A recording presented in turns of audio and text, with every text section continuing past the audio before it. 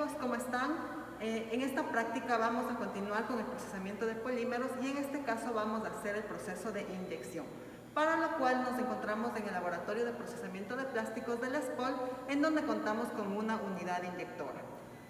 En esta práctica vamos a realizar la inyección de un polietileno de alta densidad y vamos a observar cómo las variables en el proceso de inyección afectan a la pieza final obtenida. Además, vamos a conocer cada una de las partes, cómo funciona y cómo se opera una máquina de inyección. ¿Sí? Vamos a continuar con la práctica. El primer paso es encender el interruptor principal de la máquina inyectora. Damos cuenta que está encendido el equipo. Ven para acá. Siempre tiene que estar activado este breaker que está aquí, que es el principal. ¿Okay? Si es que en algún momento hay un corto o alguna avería en la parte eléctrica, esto va a saltar. ¿Ya? Sin eso no enciende el equipo. Siempre esto tiene que estar ahí. Ahora, cada vez que vamos a usar el equipo, casi nunca se abre el panel, salvo que no encienda. ¿Okay? Si es que encendieron allá y la máquina no prende, es por esa situación. Revisar primero el breaker. Lo segundo es, cada vez que se apague la máquina, cuando ya finalizas la utilización, tienes que dejar el equipo con el paro de emergencia activado. ¿Okay? Esa es una norma de seguridad. Entonces, como lo dejamos así, ahorita lo que hay que hacer es desactivarlo. Para desactivarlo van a girar la perilla conforme indica aquí la flecha, ¿no? Giran la perilla y ya estaría activado. Ahora, para dar encendido al panel, vamos a apretar aquí donde dice Power. ¿Ya? Y debería encender el display. ¿Okay? Esto es un panel de comunicación para dos cosas: para darle las operaciones al equipo de forma manual y para poder setear los parámetros de la máquina. Ya vamos a ver cuáles son los parámetros, ¿no?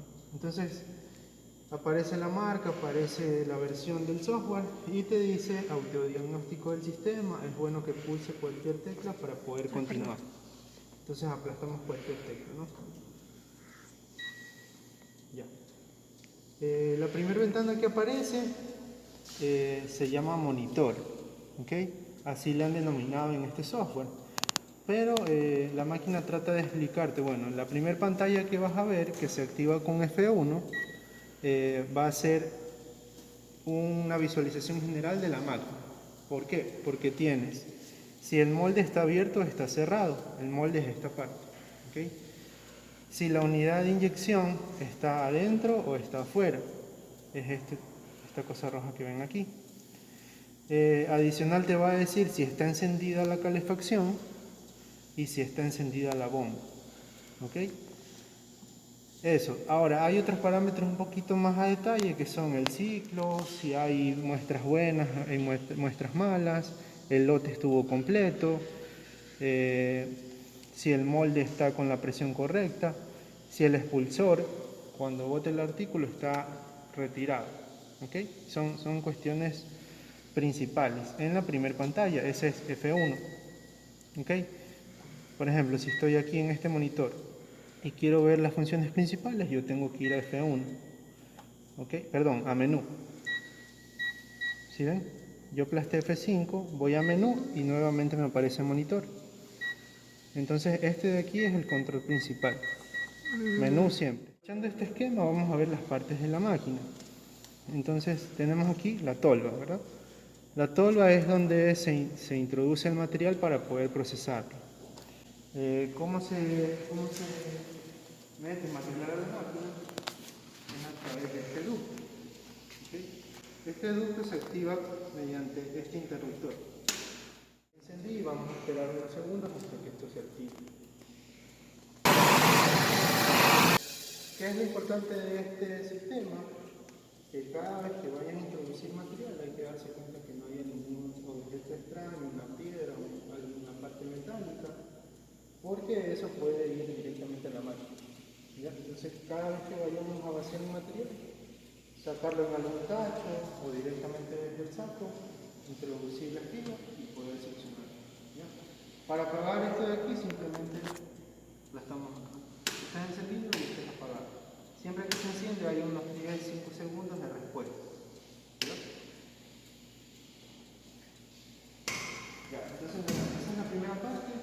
la tola. La tola para poder introducir material en el equipo y poder ir moldeando el material. Ahora la tola se conecta a esta zona de aquí, que se llama la garganta. ¿Okay? Siempre esta zona debe estar llena de material. Si se queda sin material se puede estropear el equipo. Tenemos la unidad de inyección. Todo esto se llama unidad de inyección. Un tornillo o un husillo que está dentro de toda esta carcasa, una boquilla, los calefactores y un pistón hidráulico. ¿Okay? Este es un cilindro hidráulico. ¿Qué hace el cilindro? Hace dos movimientos. Imagínense una jeringuilla, una inyección. ¿Ya? Tiene un émbolo principal y tiene un líquido que debe ser insertado hacia el molde. Es lo mismo que está aquí. Tienes un sistema hidráulico que le da un movimiento hacia adelante y aparte una rotación. ¿Por qué? ¿Por qué debe girar el tornillo? Porque tiene que alimentar material. En el momento que el tornillo gira, hace pasar material y pueda pasar a la zona de plastificación para poder inyectarlo. La otra parte de la máquina inyectora, que es lo más importante, es la unidad de molde, que es toda esta zona. ¿Ya? Obviamente en la unidad de molde va a estar la herramienta que es un accesorio, que es el molde. El molde es la carcasa que tiene la forma de la probeta que queremos fabricar o queremos inyectar en este caso. Entonces aquí pueden montar diferentes artículos siempre y cuando la capacidad de inyección no supere al gramaje que tiene el molde. Si ese disparo de la capacidad de inyección es capaz de llenar el molde, chéverísimo, el molde se puede usar. Pero digamos que si el molde fuera de 200 gramos y esta máquina solo tiene 120 gramos, jamás va a llenar. ¿Okay? Por más parámetros que setemos, nunca va a llenar porque la capacidad del molde es más que la unidad de inyección. Ese es un dato, un parámetro que hay que calcular antes de poder empezar a moldear aquí en inyección. El segundo es la fuerza de cierre. A ver, estamos hablando de la unidad de molde. Tenemos el molde, debemos saber el gramaje que vamos a inyectar y debemos saber la fuerza de cierre. ¿Ya? Para la fuerza de cierre hay una serie de cálculos que están en función de la geometría de la pieza. Es decir, yo saco el área proyectada y lo calculo sobre la presión que va a ejercer el molde. Tercero, que hay que cuidar aquí es siempre trabajar con la puerta cerrada. Y hay unos expulsores que ya mismo los vamos a activar. Eso también constituye la unidad de molde. Que son los elementos que van a botar la pieza. ¿Okay? Porque cuando se inyecta, el molde se cierra, se plastifica, se solidifica y la pieza queda de este lado, siempre queda de este lado. Entonces, para poder expulsarla, yo no tengo que venir y con la mano sacar, porque es medio peligroso. Esto se puede cerrar y nos puede coger la mano. Aquí dice eso, ¿no? Entonces lo que hacemos es, bueno, con la máquina cerrada, la pieza quedó de este lado, yo tengo que apretar el sistema de expulsión para poder retirar la pieza. ¿Ya? Ahora sí, para iniciar el ciclo de inyección, el primer paso es cerrar el molde. A continuación, vamos a mover la unidad de inyección hacia la unidad de molde con el objetivo de inyectar la muestra. Entonces, ese sería nuestro segundo paso.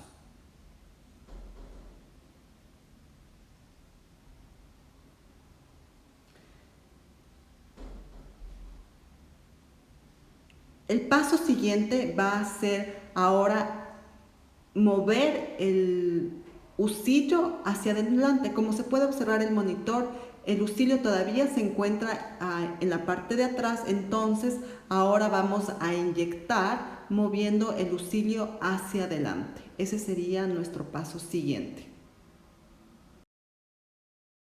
Podemos observar en el monitor cómo la posición del husillo cambió, ya que ahora inyectamos el material hacia la unidad de molde. Ahora el material fundido se encuentra en el molde enfriándose para solidificar. Mientras sucede el proceso de solidificación en el molde, podemos iniciar nuevamente la carga de material sólido en nuestro extrusor, para lo cual vamos a observar cómo el tornillo, el lucillo debe regresar a su posición inicial. Como podemos ver en el monitor y también en la máquina, el lucillo retrocede y el siguiente paso va a ser retroceder toda la unidad de inyección. Recordemos que por el momento estamos haciendo una inyección manual, entonces para empezar el siguiente ciclo vamos a tener que retroceder toda la unidad de inyección con el objetivo de observar si hay algún taponamiento en la boquilla del extrusor y limpiarlo para el inicio del nuevo ciclo. Entonces observamos cómo la unidad de inyección retrocede totalmente, y ahora sí vamos a chequear cómo se encuentra la boquilla, y podemos observar que tenemos residuo de material, lo cual es importante retirar ya para que no se tapone ninguna entrada hacia el molde en el siguiente ciclo. Recordemos que durante todo el tiempo en el que la unidad de inyección retrocedió, cargó el tornillo, el material nuevo para ser inyectado, nuestra pieza del ciclo anterior está en proceso de solidificación. Entonces, una vez que ha pasado este tiempo necesario para que la pieza solidifique, abrimos nuestro molde y expulsamos la pieza. Sin embargo, en este caso, la pieza ha quedado en la cara opuesta del molde.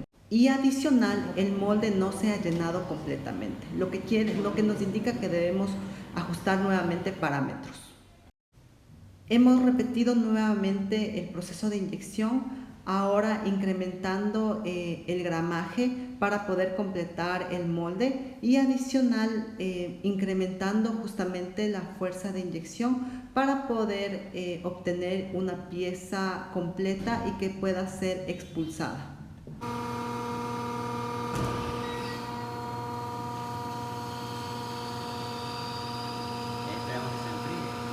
Esperamos unos segundos y ya puedes abrir.